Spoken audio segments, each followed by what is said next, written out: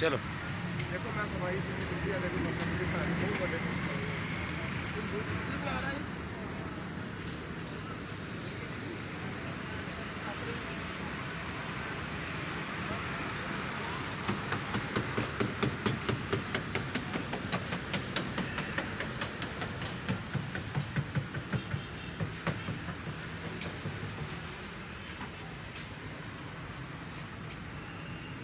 सुफियान के पे करना है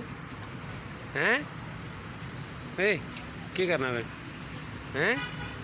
फिर तक किड़ी किड़ी ने इंजन खोलना पे वीट से सेफ ना किधर है सेफ ना कूलिंग कोयल दिया है यहाँ सब